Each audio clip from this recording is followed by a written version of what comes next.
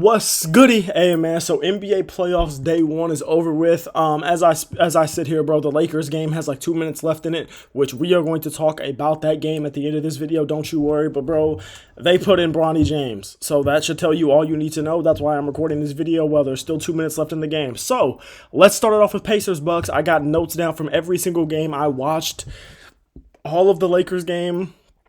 A good chunk of both the Clippers and the Pistons game, and then I watched like the first quarter of the Pacers game, and then after that first quarter, I already knew it was going to be bad. Plus, I got a haircut, then I went shopping for my girl's Easter basket and all that stuff, so I was busy, but I got notes down from everything. I was definitely keeping up with box score and play-by-play and everything like that.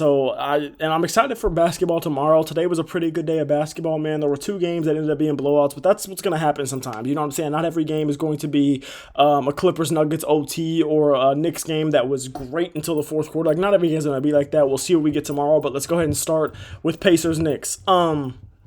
Pacers Bucks. Everybody besides Giannis Antetokounmpo on the Milwaukee Bucks' ass. Everybody. And I want to put an emphasis on Kyle Kuzma and Taurean Prince being ass. That man Kyle Kuzma went out there today and in 22 minutes of basketball put up a Tony Snell game. His only statistic in the game was 2 fouls. He had nothing else. The man didn't even get a damn turnover. It was 2 fouls in 22 minutes, nothing else. A Tony Snell game in the playoffs after this team traded for you, when you have one of the top 3 players on the world in your team and he's missing his co-star, and this is your first time in the playoffs with this team, and this is your first year with this team, absolutely nuts. And I want to remember, I believe I wasn't really too mad at this trade when it happened. Like, I thought this was a pretty good trade for the Bucks. They got off with some money and everything like that with Chris Middleton, even though the money pretty much matches, so I guess I didn't really get off with too much money. At all, actually, but they got off of an older player who was injury prone and everything like that. They got a Kyle Kuzma who's not a young player at all, but you know, they needed to try something. They needed to do something, and they did something, and I wasn't really too mad at it. But boy, if I'm a Bucks fan right now, I'd be absolutely pissed at that trade. I'd be regretting that trade horribly because the way that man went out there and played today was shameful. It is literally like the man has blocked more people on Twitter today than he had points, than he had steals, than he had blocks, than he had rebounds, than he had assists. Shameful. Giannis literally might average 35 and 15 and they could still lose this series. Hell, Giannis could average 35 and 15 and they could genuinely get swept. I could have very well been tripping putting that 2018 Bron stuff on Giannis. Now, granted, I didn't really say it was necessarily going to be 2018 Bron because I didn't have him going to the finals or anything like that. But, yeah, man. I mean, don't get me wrong. He went out there and showed his ass. He went out there and hooped and everything like that. But it's just the man's team is so bad. It was really bad. The Pacers role players just played so much better. Great game from Andrew Nembhard, who is just like the biggest playoff riser of a role player that is in the NBA right now, potentially. This was a game where they won by like 20, and Tyrese Halliburton had a stinker. Tyrese Halliburton didn't hit a 3. I think the man hit 3 field goals in the game. The man was absolutely ass today. He was damn near the Bucks' second best player, and they still went out there and lost. Now, hey, AJ Green had a good game, and then Gary Trent Jr. off the bench had a pretty solid game. It didn't mean a damn thing. The team is just worse. The Pacers are just better. Like, I don't know, bro. Clippers Nuggets, let's move on here. Oh, and that Bucks pick that I had, I'm nervous about it. I'm extremely nervous about it. Out of all the picks that I've had so far, I'm the most nervous about that one, and I was probably the most nervous about that one going into it, so nothing really changed. But, dude, the Bucks, based off of what I saw today, the Bucks don't have a chance of winning that series. Clippers Nuggets. Clippers sold in the end, bro. They were up 15 points and ended up blowing that lead and selling the game. At the end of the game, it was just too many turnovers. Kawhi had a sloppy turnover. Harden had a sloppy pass that ended up being a turnover. On the sideline on a bounce play that was like not for game, but it was at a very crucial point in overtime that would have changed the outcome of the game more than likely, or at least would have changed what the game ended up being for the next couple plays, was the Nicholas Batum sideline out of bounds that ended up being a turnover because Russell Westbrook got up there and he tipped it or whatever and ended up going off James Harden going out of bounds. We're going to talk about Russell Westbrook in a second. That play is partially on James Harden and is partially on Batum because the pass was just too slow. But at the same time, Harden didn't really go towards the ball as much as you really want to see him do, especially in that moment. But those are the only negative things I have about Harden is those like two bad plays towards the end of the game because the man went out there and absolutely showed his ass. Harden had a legacy game. The man was absolutely hooping, and I'm really praying that this is something that continues. And this isn't one of those things where he's going to go, 30-point double-double, end of the next game he's going to have 7 points and 10 assists. I'm praying that this isn't what happens. I'm praying he continues to hoop. Russell Westbrook was absolutely massive in the clutch for the Denver Nuggets. After, I don't care what you say about Russell Westbrook bonehead plays which are going to happen, and he even had some towards the end of this game with like missed layups, bad layups, and stuff like that.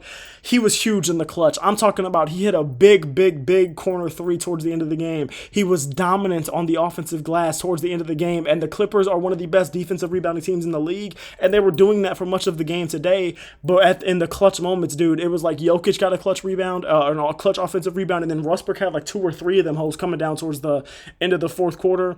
Speaking of the end of that fourth quarter, why did the Clippers stop going to the Zubac and Harden pick and roll? That was literally their most consistent source of offense the entire game, and then towards the end of it looked like they just gave it up. They didn't want to do it anymore, and to me, the Clippers were really pissing me off at the end of this game because not only did it look like they choked, it looked like they weren't even trying. Like, it looked like they were just doing dumb shit the whole end of the game, and I was like, what are y'all doing, bro? Especially because I picked y'all to beat this team. Anyway, Jokic didn't have his most efficient game. I think he shot 50%, which still not bad by any means. 50% is good. But this man still hooped. It is just, he's simply the best player in the world. There's not that much you can do. Zubac is probably the best defender in the league against him. The Clippers probably defend him better than any other team in the league historically since Jokic has been what Jokic is. And it didn't matter. The man is just the best player in the league. They walked him down from down 15. The man is just amazing. It's no glaze at all. He's just really good. The team was better, and I really want this series to go 7 because even though the Clippers did piss me off in the end, bro, the fact that they were able to get up 15 says a lot. That it was great. It was the best game of the day, easily. It was easily the best game of the day. It was a phenomenal game, and I really want that series to go 7 the way I predicted it would. Obviously, I want the Clippers to win, but dude, as long as that series just continues to produce good hoops, I'm gonna be so happy. Pistons versus Knicks, third game of the day. Knicks pulled away in the end. They went on an insane 21-0 run towards like the beginning to the middle of the fourth quarter. It was absolutely nuts, bro. Cam Payne and Josh Hart were huge in that fourth quarter. Cat was doing some crazy stuff in that fourth quarter. Jalen Brunson was doing good stuff in that fourth quarter, and he just had a phenomenal game overall. Cat had a good game. OG had a good game. The Knicks gave Cade massive problems. But yeah, dude, during that 21-0 run, there was just a lot that stuck out to me. You could see the Pistons youth where we have like a Sar Thompson doing some sloppy passes. We just had guys doing sloppy passes. And you could kind of see Dennis Schroeder and Malik Beasley. And Malik Beasley made a big 3, and he was trying to rally the team, and they did make it interesting for a second in that fourth quarter, but then the Knicks just showed they were the better team. The Pistons are a team that are good, and they showed some fight in that game, but it was obvious that their youth was just a problem. It was obvious that their lack of experience was a problem. They have good vets, which is why they did make it a closer game towards the end. Not towards the end, but like with like 3-4 minutes left in the fourth quarter, I think they got it back to like 10 or got within 10 or whatever. They did make it interesting a little bit, but then the Knicks pulled back away, and the Knicks ended up winning the game. And yeah, the Knicks were just the better team like I thought they were, but the Pistons, they showed a lot of promise. They did show a lot of promise in that game, and I think this is a team in the next few years, as long as they keep building right, is going to be a very good, very scary team. Water, please. Okay. I needed to drink water because my mouth was getting dry, and we are about to get into a whole lot of notes about this Lakers-Wolves game because I watched this whole from essentially start to finish. The Lakers came out so hot. Luka Doncic in the first quarter was absolutely destroying. I'm talking about the man at 16 points in the first quarter, and off from jump, he was hitting threes, he was getting to the line, he was doing phenomenal things.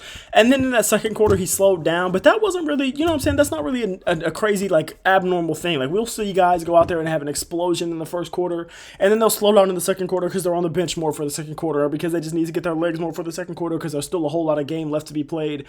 So it wasn't really, I'm not saying anything negative about Luka. He finished with 37 points when I stopped watching with like 2 minutes left. He probably finished with 37. I think they had taken him out. He had a good game. He played well. I mean, obviously we know the defensive end wasn't there, but we know Luka Doncic on defense isn't really something you should look forward to.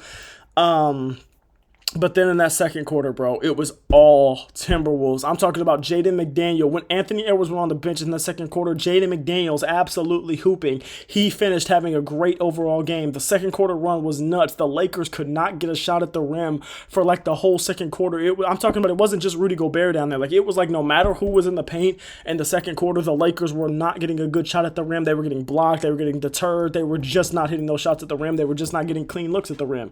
In the second quarter, Nas Reed was hooping. He ended up having a phenomenal game. I think he finished like 6 of 9 from 3 or something. Dude had a great game, and that's even with him getting hit in the face and him having that little scary moment. He just ended up having a phenomenal game. The Lakers in that quarter, and yeah, mostly in like the first half, but in that quarter especially, and throughout the game, we're just leaving guys open in the corner for easy threes, bro. And it was like they were doing that, and then on the opposite end, they couldn't hit a three. So it was just all bad for the Lakers in that second quarter. I'm talking about none of it was good. And the only really good positive note that came out of the second quarter was that LeBron ended up ramping it up a little bit. After going scoreless in the first quarter, I think he had like 10 or 12. I think it was 10 in the second quarter. But they're just going to need more from him. He ended up finishing with like an okay game. He shot like 50%, had like 19 points, 3 blocks, had a phenomenal chase down block that brings you back to 10 years ago. Didn't have a bad game at all, but they just need more, especially against this Wolves team that is a really good team still. They just need more. They need more because Anthony Edwards didn't even have a phenomenal game. Now, he was cooking a little bit in the fourth quarter to keep the Wolves ahead. He wasn't letting the Lakers get back, which we'll talk about in a second. But like, he was out for a good section of the game in the locker room because he was having like cramping or whatever with his, like, I don't remember if it was like his back or his foot. I think it was his foot. But I think I saw like conflicting reports, or maybe I heard something weird on the broadcast. But yeah, he was just like, he was in the locker room, and he comes back to the bench for the fourth quarter, and like they say, he's questionable to return. And then 2 possessions later, he's back in the game, hitting fadeaway middies, hitting threes, playmaking, doing all that stuff that you want Anthony Edwards to do. And I don't even think he finished with 25 points. Like, he didn't even have a phenomenal game. He wasn't very efficient. It wasn't an Anthony Edwards dropping 40-point game. It was just the whole team played well. So they didn't need Anthony Edwards to do all that. And I think that's a super scary thing for the Lakers, is that when you got guys, Julius Randle didn't even have a great game, but he was efficient. He shot like 50+% from the field, did what he needed to do, got some good buckets, especially in that mid-range paint area. He got some good offensive rebounds, even though he didn't finish with like a ton of rebounds or anything like that. We already talked about Nas Reed, who had a good game. We already talked about Jaden McDaniels, who had a good game. And then going back to that second quarter, Dante DiVincenzo hits a heartbreaker buzzer beater to end the half. And that just kills all Lakers momentum. And the Lakers did come out and show some fight in the third quarter. Austin Reeves, who had a stinker of a game, did have a good third quarter. I think he finished like 14 points, but like 12 of them holes were in the third quarter. Like, he had a good third quarter, but man, he had a stinker of a game. They're going to need more from him, especially with LeBron being as old as he is. You could kind of see a little bit of LeBron's age. Now, I'm not really worried about that. They had a ton of rest. He came out a little bit lethargic in the first quarter. It was just one of those games, but I think he'll be a little more ready for game 2. But man, Austin Reeves had an absolute stinker outside of that third quarter. And Luka did end up giving them life at the end of that third quarter. He hit a buzzer beater from half court that gave them some life and everything like that. But it was just like every time the Lakers went on a run, every time that the Lakers grabbed some momentum, and keep in mind they were at home, Minnesota came right back with the run of their own. Anthony Edwards would hit a big shot. Jaden McDaniels would hit a big shot. They'd get some defensive stops. They'd force the Lakers into bad shots, or the Lakers would just miss an open one. Like, Rui Hachimura, I think, was if he wasn't their second highest scorer, he was for a while in the game. Like, Rui Hachimura was like hitting threes, splashing them hoes, and it was like the Lakers just couldn't find enough offense. Minnesota's bench was phenomenal. I'm talking about Minnesota's bench outscored them boys like 40-10, 40-15. It was something like that. Like, Minnesota's bench was absolutely hooping, and the Lakers just looked like the worst team. They didn't look good. Luka went out there and put up 37, but it just wasn't anywhere near enough. So I am excited for that. I think the Lakers will win game 2, but that was a very, very, very shocking and disappointing game for game 1 for the Lakers. I think that did show a lot of warning signs. And this is a team that I didn't believe was like a finals contender the way a lot of people did, especially once that Mark Williams trade got rescinded. I really didn't have any faith in the Lakers, but I didn't expect it to be this bad against the Wolves, especially not in game 1. So yeah, man, it was a fun day of basketball. Good day of the good first day of the playoffs. Not too disappointing at all. I was really disappointed in the Lakers. I was disappointed in the Bucks, but like, other than that, it was a good day of hoops. I was happy with the day of hoops that we got. Looking forward to tomorrow. I'm really looking forward to that Warriors Rockets game to cap off Easter Sunday, man. But other than that, that's really all I got for y'all. So y'all can look forward to one of these that every single day in the playoffs that there's games. And yeah, man, I love y'all. I appreciate y'all. Thank you for watching. And looking forward to tomorrow. All glory to God. Love.